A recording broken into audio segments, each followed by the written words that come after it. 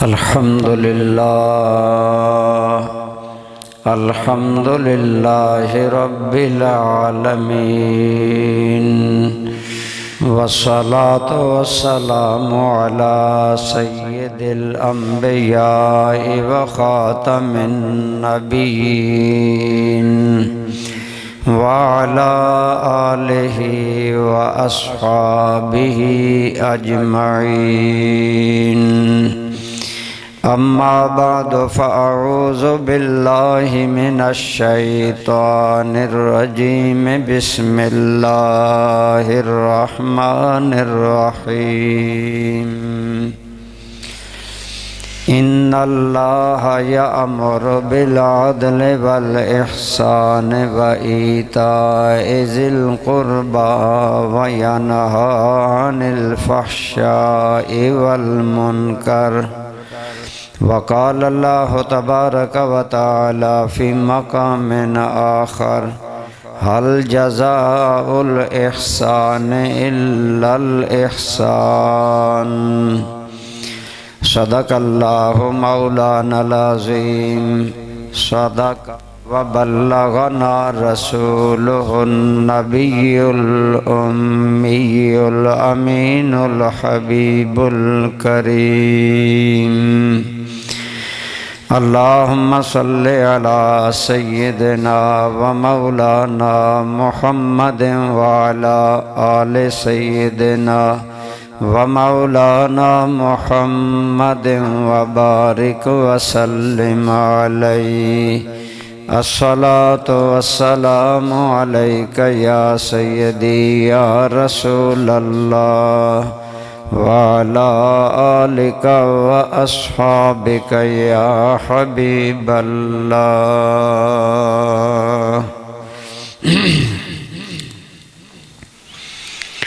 حمد و صلاة کے بعد قابل احترام برادران اسلام بزرگوں دوستوں عزیزوں، میں آپ کے سامنے جمعہ پر اخلاق حسنہ کے بارے میں گفتگو کر رہا تھا، جن میں سے صدق، امانت، سچائی اور سخاوت وغیرہ کے بارے میں چند گزارشات پیش کی جا چکی ہیں۔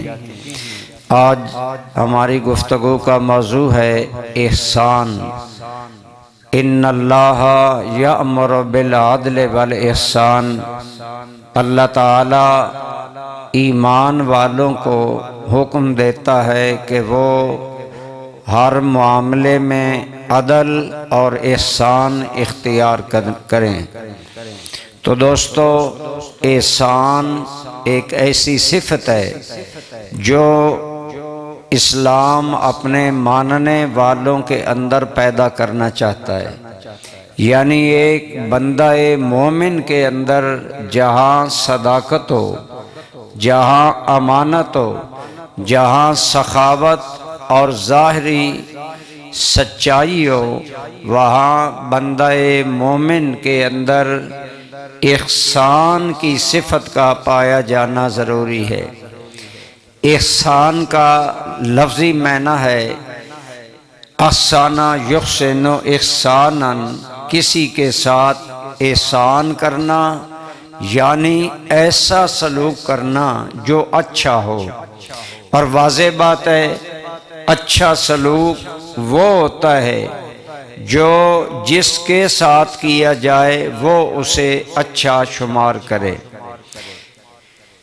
تو احسان کا ایک تعلق اللہ سے ہے، ایک تعلق بندوں سے ہے، یعنی ہمیں اللہ تعالیٰ سے بھی احسان کے ساتھ پیش آنا چاہیے اور اللہ کے بندوں کے ساتھ بھی احسان کے ساتھ پیش آنا چاہیے۔ ہمارے ہاں عموماً احسان کا لفظ صرف کسی پر کوئی بھلائی کسی کے ساتھ کرنا یا کسی کو کوئی چیز دینا یا اچھا سلوک کرنا، یہ معنی ہیں، لیکن احسان کا ایک معنی جو تقریباً بہت سی زندگی کے معاملات میں لاگو ہوتا ہے وہ یہ ہے کہ آپ دوسرے کے ساتھ ایسا معاملہ کریں، ایسا برتاؤ کریں کہ وہ خوش ہو جائے، تو اللہ تعالیٰ سے بندوں کا احسان کیا ہے؟ بندے تو اللہ تعالیٰ کو کوئی چیز دے نہیں سکتے، لہذا بندے کا اللہ تعالیٰ کی بارگاہ میں احسان یہ ہے کہ بندہ ظاہر و باطن میں اپنے اللہ کے لیے مخلص ہو، یعنی بندہ جو ظاہر میں کام کر رہا ہے باطن میں بھی وہ اللہ کے لیے کر رہا ہو، اور اس کا دل اللہ تعالیٰ کے معاملے میں صاف ہو۔ صدق کے سلسلہ میں ہم یہ بات کر چکے ہیں کہ ایک ظاہری سچائی ہوتی ہے، ایک باطنی سچائی ہوتی ہے۔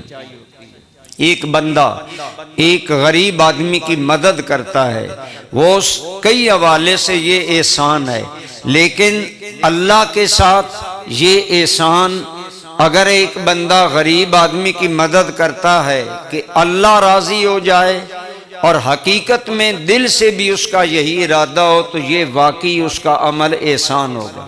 لیکن اگر وہ ایک آدمی کی مدد تو کر رہا ہے لیکن کسی لالچ کے لیے کر رہا ہے کہ یہ بندہ کل میرے کام آئے گا، یا اس بندے کی فلاں جگہ پر کل مجھے ضرورت پڑے گی، کوئی گواہی دلانے پڑے گی، کوئی بات حمایت میں کروانی پڑے گی، یہ بندہ میرے حق میں بات کر دے گا، یا وہ غریب کے ساتھ بھلائی کر رہا ہے کہ بندے مجھے سخی نیک اچھا کہیں، تو یہ معاملہ اللہ کی بارگاہ میں احسان نہیں ہوگا۔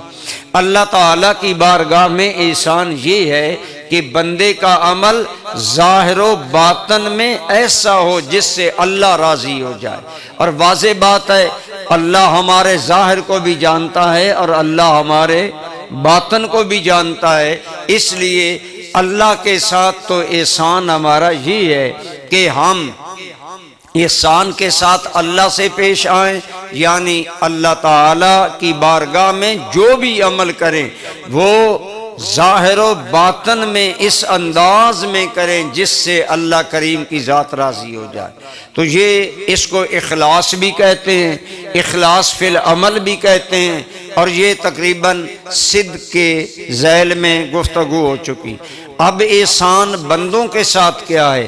تو بندوں کے ساتھ ایک بندے کو احسان کرنے کے کئی طریقے ہیں، تو اس میں مین یہی بات ہے کہ جو بھی معاملہ کرے اس میں حسن ہو، اس میں یہ اچھائی ہو کہ جس بندے سے معاملہ کر رہا ہے اس بندے کے ساتھ معاملہ اس انداز میں کرے کہ وہ سمجھے کہ یہ بندہ میرے ساتھ اچھائی کر رہا ہے اور اس کے عمل میں حسن ہے۔ تو احسان کا دائرہ اسلام کے اندر بہت وسیع ہے۔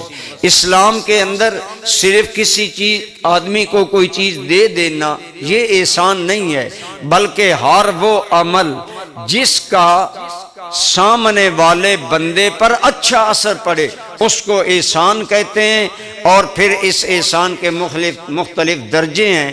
تو بہرحال گویا اسلام چاہتا ہے ایک بندہ مومن اس کی زندگی کے معاملات ایسے ہوں کہ وہ لوگوں کے ساتھ معاملہ جو بھی کرے اس انداز میں کرے، اس کے اندر حسن ہو، اس کے اندر خلوص ہو، اس کے اندر اچھائی ہو، اور مد مقابل آدمی اس کو اچھائی سے تعبیر کرے۔ اسلام کے اندر احسان یا برن ایک لفظ استعمال ہوتا ہے، اس کا معنی ہے نیکی، تو ان کا دائرہ بہت وسیع ہے۔ اس کا مطلب یہ ہے کہ انسان جو بھی عمل کرے اس انداز میں کرے لوگوں کے ساتھ کہ اس کے ظاہر میں بھی اور اس کے باطن میں بھی حسن ہو، اچھائی ہو، اور اس کے اندر انسان لوگوں سے جو بیہیویئر کر رہا ہے، جو سلوک کر رہا ہے، وہ بتائے کہ یہ آدمی لوگوں سے اچھا سلوک کر رہا ہے۔ لیکن اللہ کی بارگاہ میں نے عرض کر دیا کوئی بھی عمل یا کوئی بھی چیز احسان تب ہوگی جب اس کے اندر اخلاص ہوگا، کیونکہ اللہ دلوں کے حال جانتا ہے کہ یہ بندہ یہ عمل کیوں کر رہا ہے۔ حدیث پاک میں قیامت کے دن سب سے پہلے 3 آدمیوں کے اعمال پیش ہوں گے۔ ایک عالم، ایک شہید اور ایک سخی۔ اب علم سے بڑی کوئی اعلیٰ خوبی نہیں ہے، اور ایک عالم، اگرچہ عموماً شریعت کا علم رکھنے والوں کو ہم عالم کہتے ہیں، لیکن حقیقت میں ہر علم رکھنے والا آدمی عالم ہے۔ ایک ڈاکٹر عالم ہے، اسی طرح انجینئر عالم ہے، بیسیکلی وہ عالم ہے، لیکن علم شریعت چونکہ سب سے اعلیٰ ہے اس لیے اس کا علم حاصل کرنے والے کو عالم کہتے ہیں۔ اب اللہ کے ساتھ معاملہ خالص تب ہوگا جب ظاہر و باطن میں معاملہ درست ہوگا۔ حدیث پاک میں آتا ہے ان تین بندوں کے اعمال، ان کو اللہ سب سے پہلے قیامت میں حساب کے لیے پیش کرے گا۔ ایک عالم لایا جائے گا، اللہ تعالیٰ فرمائیں گے ہاں میرے بندے بتا تو نے میرے لیے کیا کیا۔ وہ عرض کرے گا یا اللہ میں نے علم دین پڑھا یا کوئی علم حاصل کیا اور بڑی مشکلات، بڑی بھاری فیسیں اور بہت بڑے اخراجات کر کے یا اللہ میں نے علم پڑھا اور اس کو آگے پھیلایا، تو اللہ تعالیٰ فرمائیں گے تو نے علم میرے لیے نہیں پڑھا تھا، تو نے اس لیے علم نہیں حاصل کیا تھا کہ میں اللہ کو راضی کروں، بلکہ تو نے اس لیے علم حاصل کیا تھا کہ لوگ مجھے عالم کہیں، لوگ مجھے اچھا جانیں، لوگ مجھے رسپیکٹ دے، لہذا جو تو چاہتا تھا دنیا میں تمہیں مل گیا، آج میری بارگاہ میں تیرے لیے کوئی صلہ نہیں، اور اس آدمی کو جہنم رسید کر دیا جائے گا۔ پھر معاملہ شہید کا آئے گا، شہید عرض کرے گا یا اللہ میں نے تیرے نام پر اپنی جان تک قربان کر دی، اللہ پاک فرمائیں گے بے شک تو نے جان قربان کی، لیکن تیرا اصل ارادہ مال غنیمت پانے کا تھا، اور یہ تھا کہ دنیا میں شہید مشہور ہو جاؤں۔ وہ دونوں چیزیں تجھے مل گئیں، مالی منفعت بھی مل گئی اور دنیا نے بھی تمہیں شہید کے نام سے پکارا۔ آج ہماری بارگاہ میں تیرے لیے کوئی صلہ نہیں ہے۔ اللہ کی بارگاہ میں احسان کب بنتا ہے؟ جب ظاہر و باطن اللہ کے لیے ہو اور اس کے اندر خلوص ہو۔ اب تیسرا آدمی سخی پیش کیا جائے گا، وہ عرض کرے گا یا اللہ میں نے اپنے مال و دولت کے دروازے غریبوں کے لیے کھول دیے، میں نے اتنے تیرے نام پر دیا۔ اللہ تعالیٰ فرمائیں گے میں دلوں کے حال جانتا ہوں، تو غلط کہتا ہے، تو نے میری لیے نہیں دیا تھا، تو نے نیک نامی، شہرت یا دنیاوی مفادات حاصل کرنے کے لیے کیا تھا۔ تو گویا علم، شہادت اور سخاوت بہت بڑے بیسیکلی عمل ہیں، لیکن اگر ان کے اندر خلوص نہیں ہوگا اللہ کی بارگاہ میں یہ احسان نہیں ہوگا۔ اللہ کی بارگاہ میں احسان یہ ہے کہ بندہ صدق کے دل سے، ایک حضور صلی اللہ علیہ وسلم کے صحابی ہیں، ان کا نام ہے حضرت عبداللہ ذوالبجادین، یہ بڑے غریب سے صحابی تھے اور بالکل گھر بار ہر چیز چھوڑ کر مکہ میں آپ مدینہ میں رسول اللہ کے پاس آ گئے۔ اسی غربت میں ایک جہاد کی تیاری ہو گئی، غزوہ کی، عرض کرنے لگے یا رسول اللہ، سب کہیے صلی اللہ علیہ وآلہ وسلم، آقا دعا کریں کہ مجھے شہادت ملے، میں چاہتا ہوں اللہ کے نام پر میری جان قربان ہو جائے۔ سرکار نے عجیب دعا کی، آپ نے فرمایا یا اللہ اس کے بدن کو کافروں کی تلواروں پر حرام کر دے، اسے کافروں کے ہتھیار کوئی نقصان نہ پہنچا سکیں۔ وہ صحابی مخلص تھا، اس کے دل میں خلوص تھا، وہ ساروں کتار رونے لگ گیا۔ حضور نبی رحمت صلی اللہ علیہ وسلم صحابہ دیکھ رہے ہیں کہ وہ رو رہا ہے کہ میں شہادت مانگتا تھا، اور یہ بات سچ ہے کہ جو رسول اللہ کے منہ سے نکل گیا وہی اللہ کی تقدیر ہے، اب مجھے شہادت تو نہیں ملے گی۔ حضور صلی اللہ علیہ وسلم نے اسے عجیب دلاسا دیا، آپ نے فرمایا رو نہیں، بلکہ اگر ایک آدمی خلوص نیت کے ساتھ غزوہ کے لیے گھر سے نکل بھی پڑے نا، تو راستے میں اسے موت آ جائے تو وہ موت شہادت کی ہوتی ہے۔ اتفاق ایسا غزوہ روانہ ہو گیا، وہ صحابی اور دیگر حضور نبی رحمت صلی اللہ علیہ وسلم کی معیت میں جا رہے ہیں، راستے میں اس صحابی کو بخار ہوا، وہ فوت ہو گئے، اور فوت ہو گئے گویا سرکار کا وہ ارشاد۔ اب وہ صحابی دل میں اخلاص رکھتا تھا کہ مجھے ضرور شہادت ملے، اور حضور کی زبان سے یہ دعا ملنا کہ تیرا بدن سلامت رہے، کافروں کی تلواریں تمہیں نقصان نہ دیں، وہ رو پڑا اس کا بدلہ یہ ملا کہ اس صحابی کو قبر میں رسول اللہ نے اپنے ہاتھوں سے اتارا، اور جب حضور سے قبر میں اتار رہے تھے آپ کی آنکھوں میں آنسو تھے اور آپ رو رو کر کہہ رہے تھے اللہم راضٍ عن عبداللہ فرد عنہ، اے میرے مولا میں عبداللہ سے راضی ہوں، تو بھی میرے عبداللہ سے راضی ہو جا۔ تو یہ ہے احسان اللہ کی بارگاہ میں۔ کوئی بھی عمل اللہ کی بارگاہ میں احسان کب بنتا ہے؟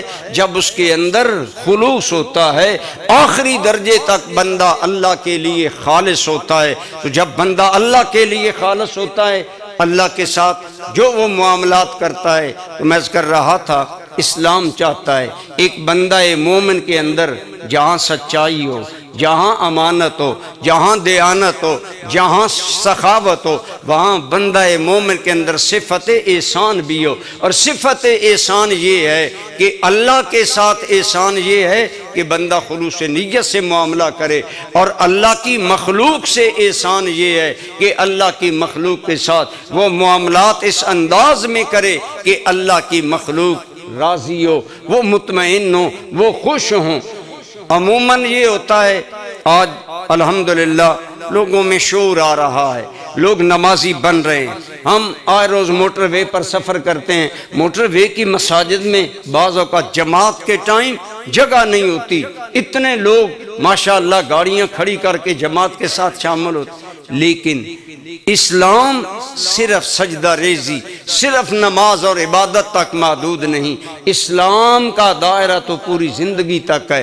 ہمارے نماز پڑھنے والے بہت سے لوگ، جیسا کہ پیچھے امانت دیانت وغیرہ کے معاملات میں نے عرض کیا کہ ہمارے معاملات دیانت دارانہ نہیں ہوتے، ایمان دارانہ نہیں ہوتے، نماز تو پڑھتے ہیں لیکن دوسری طرف کاروبار سمجھ کر ملاوٹ بھی کرتے ہیں، نمبر 2 چیزیں بھی بیچتے ہیں، تو وہ نماز گویا احسان نہیں ہے۔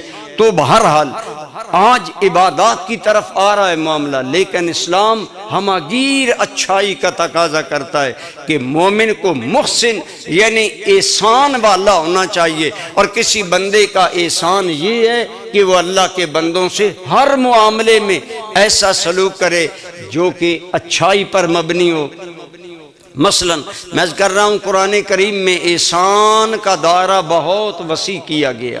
مثلا ازدواجی زندگی میں ایسا ہوتا ہے کہ آدمی اور مرد اور عورت کا مزاج نہیں ملتا، مرد عورت کو طلاق دیتا ہے یا چھوڑنا چاہتا ہے، لیکن بعض بندے بلا وجہ عورت کو قانونی پیچیدگیوں میں الجھائے رکھتے ہیں۔ اسلام سے پہلے عورت کو بہت ذلیل کیا جاتا تھا، بعض بندے پوچھتے ہیں کہ اسلام نے 3 کی حد کیوں رکھی، اس کے بعد پھر حرمت ہو جاتی ہے، رجوع نہیں ہو سکتا۔ تو پس منظر اگر آپ جانیں، زمانہ جاہلیت میں بندے عورت کو طلاق دیتے تھے، پھر عدت ختم ہونے سے پہلے رجوع کر لیا، پھر طلاق دے دی، پھر رجوع کر لیا، نہ بساتے تھے اور نہ بیچاری عورت کو آزاد کرتے تھے۔ ساری زندگی ذلیل کرنے کا مرد کو حق تھا کہ وہ عورت کو اس طرح ذلیل کرتا رہے، لیکن اسلام نظام عدل ہے، اسلام دین رحمت ہے۔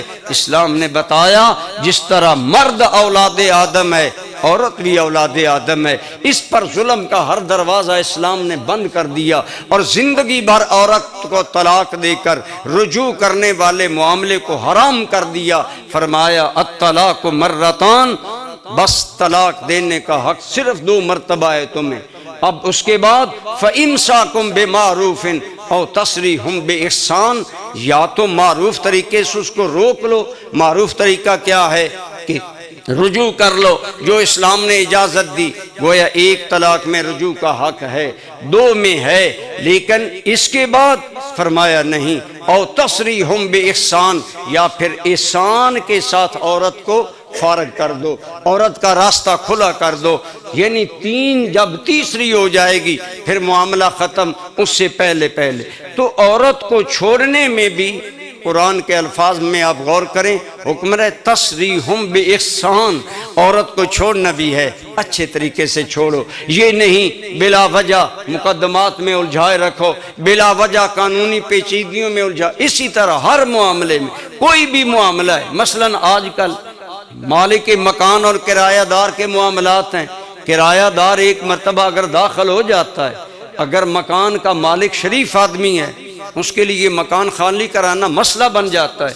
وہ اگر کہتا ہے اسے ضرورت ہے میرا مکان چھوڑو، وہ جائے گا عدالت میں سٹے لے لے گا، اور ہماری عدالتیں پھر عدالتیں ہیں آپ جانتے ہیں. احسان نام کا آج گویا ہمارے معاشرے سے فقدان ہو گیا، جسے انسانیت، بھلائی یا اچھائی یا وہ معاملہ جس سے دوسرے کا خیال ہو وہ بالکل ختم ہو گیا.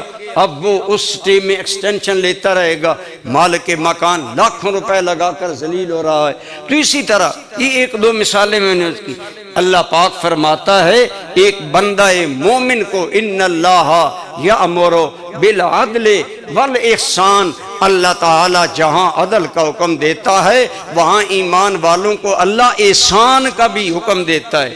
جو بھی معاملہ کسی سے کرو فیئر کرو، ایسا کرو کہ اس میں دوسرے مسلمان کی بھلائی، اچھائی، نرمی، درگزر اور خیر کا پہلو، اور خصوصاً اگر دو آدمیوں کا معاملہ ہو جن میں ایک صاحب حیثیت ہو اور ایک کمزور حیثیت والا ہو، تو اسلام صاحب حیثیت کو ترجیح دیتا ہے کہ تمہیں اللہ نے عزت دی، مال دیا، وسائل دیے. مثلا ایک آدمی مالدار ہے، اس کے پاس مال و دولت کی ریل پیل ہے، اسے حکم ہے اللہ نے اسے جو دیا وہ یہ سمجھے. یہ بیان گزشتہ جمعہ ہو چکا جو میں نے پہلے کیا. اب معاشرے میں سارے ایک جیسے نہیں، اب بعض لوگ مجبور ہوتے ہیں انہیں قرض لینا پڑتا ہے، تو اسلام قرض دینے کی تائید کرتا ہے. یہ نہیں کہ قرض نہ دو نہ لو، بلکہ خود نبی کریم صلی اللہ علیہ وسلم نے بعض موقعوں پر قرض لیا. روایات میں آتا علماء نے لکھا اگر اللہ تعالیٰ چاہتا، ایک حدیث پاک ہے سرکار فرماتے ہیں اگر میں چاہوں تو میرے رب نے مجھے اختیار دیا کہ اے میرے نبی اگر تم چاہو تو ان پہاڑوں کو سونا بنا کر میں تمہارے ساتھ چلانا شروع کر دوں. تو حضور صلی اللہ علیہ وسلم نے کہا نہیں یا اللہ، میں ایسی نبوت نہیں چاہتا جس میں بادشاہی کا غلبہ ہو، میں ایسی نبوت چاہتا ہوں جس میں فقر کا غلبہ ہو. اور یا اللہ مجھے اتنا ملے کہ میں کھا کر تیرا شکر ادا کروں، اور کبھی نہ ملے تو میں صبر کر کے اپنی امت کے غریبوں کے لیے ایک بہترین سنت قائم کر دوں. تو اسی لیے حضور نے قرض بھی باقاعدہ لیا. حالانکہ اگر اللہ تعالیٰ چاہتا حضور کو قرض لینے کی نوبت نہ آتی، لیکن قرض اس لیے لیا کیونکہ امت کے سارے معاملات میں رہنمائی دینی تھی. قرض لیا بھی، قرض دیا بھی، اور پھر قرض کے. تو میں کر رہا تھا احسان یہ ہے کہ اللہ تعالیٰ ہمیں فرماتے ہیں کہ میرے بندوں کے ساتھ اچھا سلوک کرو. مالدار کو حکم دیا گیا کہ تم قرض دو اپنے ایمان والے بھائیوں کو، اپنے معاشرے کے بلکہ غیر مسلموں سے بھی اچھائی کرنے کا اسلام نے حکم دیا. قرآن کریم میں ایک جگہ آیا کہ جب حکم آیا نا اللہ کے راستے پر صدقات کرو، بعض صحابہ غیر مسلموں کو جو غریب ہوتے تھے معاشرے میں ان کی مدد نہیں کرتے تھے. اللہ تعالیٰ نے باقاعدہ قرآن میں آیات اتاری، فرمایا لیس علیک ھداھم، تم پر یہ لازم نہیں کہ تم انہیں پکڑ کر ہدایت پر لاؤ، تمہارا کام ہے دین کی تبلیغ کر دینا. اگر وہ ہدایت پر نہیں بھی آتے تو کوئی حرج نہیں ہے، اس کے باوجود ان کے ساتھ جو تم بھلائی کرو گے اللہ اس کا تمہیں اجر عطا فرمائے گا. گویا اسلام وہ دین رحمت ہے جو غیر مسلموں کے ساتھ بھی اچھا سلوک کرنے کا حکم دیتا ہے اور اچھائی برتنے کا حکم دیتا ہے. ہمارے عموماً یہ ہوتا ہے کہ نیک ہی بندوں سے دوستی ہوتی ہے، ہونی بھی چاہیے نیکوں سے، لیکن ہمارے اچھائی کا دائرہ بھی نیکوں تک رہتا ہے. نہیں، اچھائی حسن سلوک کا دائرہ بدوں تک بھی جاننا چاہیے، برے لوگوں سے بھی اچھائی کرے. اسلام کہتا ہے جب برے لوگوں سے تم اچھائی کرو گے ہو سکتا ہے تمہاری اچھائی کے صدقے اللہ انہیں ہدایت عطا فرمائے. حضرت امام اعظم رحمۃ اللہ تعالی علیہ آپ کا ایک پڑوسی تھا، وہ گویہ تھا.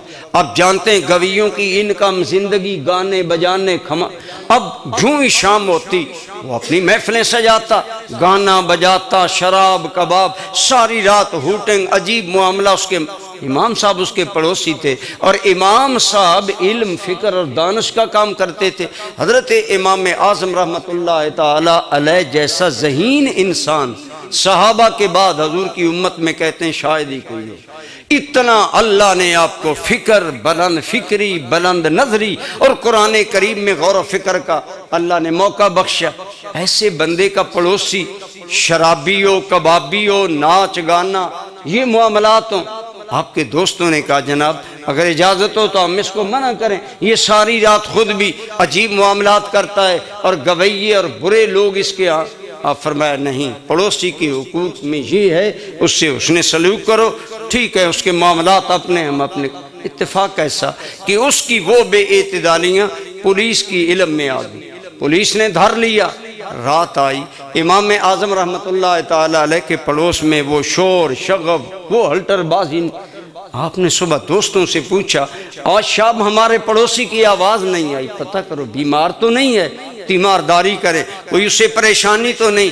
بتایا گیا کہ حضور والا یہ معاملہ ہوا اور پولیس نے اسے دھر لیا ہے، لہٰذا اب امام اعظم کو خوش ہونا چاہیے تھا کہ شکر ہے سکون کی رات گزری۔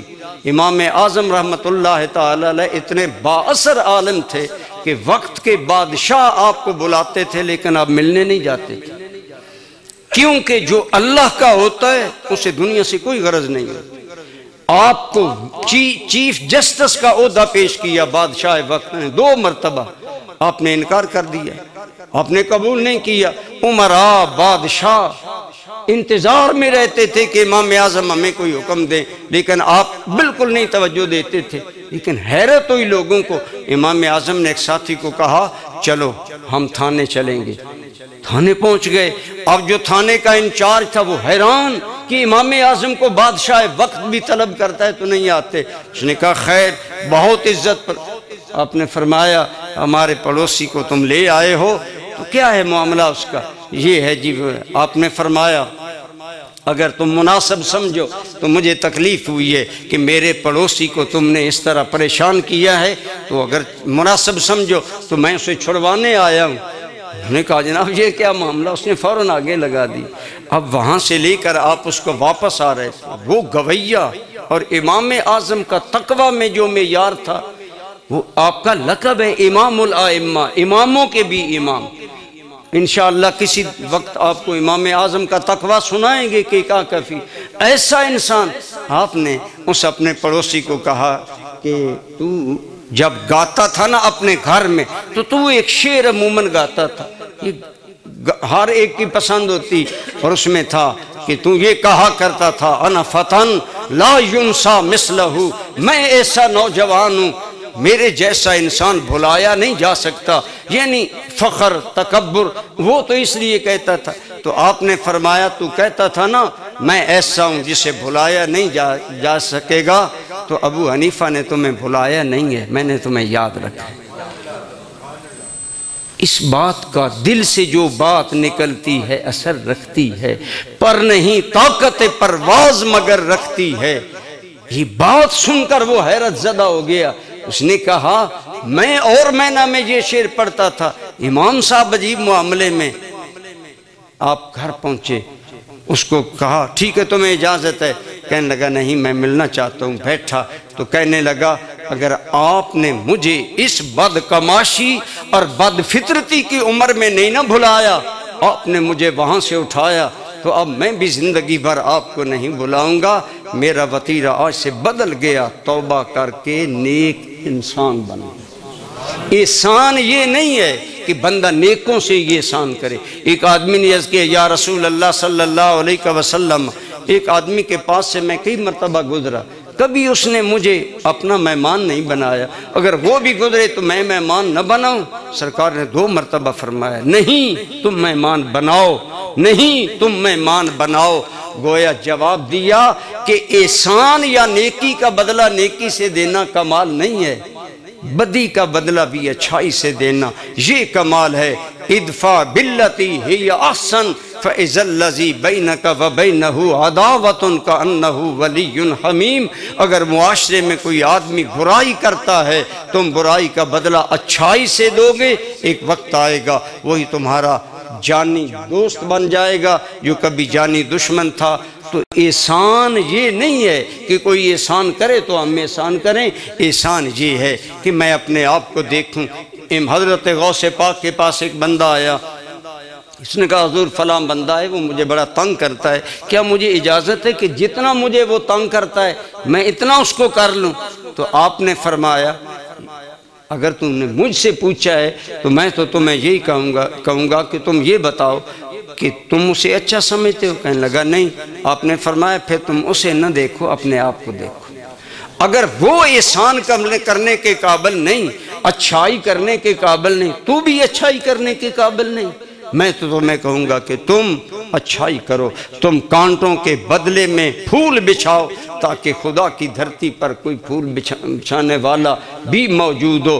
ایک بندہ مومن کو ایک محسن بن کر زندگی گزارنا چاہیے، صاحب احسان ہونا چاہیے، اور صاحب احسان ہونا یہ ہے کہ بندوں سے سلوک اللہ کی رضا کے لیے ایسا کرو جس سے خلق خدا کے دل راضی ہوں، خوش ہوں، اور یہ سچ ہے جس پر مخلوق راضی ہوتی ہے اس پر خالق بھی راضی ہوتا ہے۔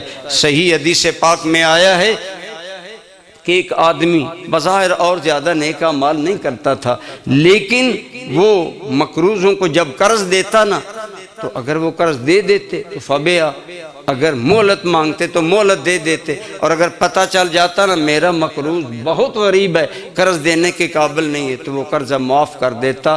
حدیث پاک میں آیا اللہ نے صرف اس نیکی اور احسان کی وجہ سے اس بندے کی بخشش فرمائی۔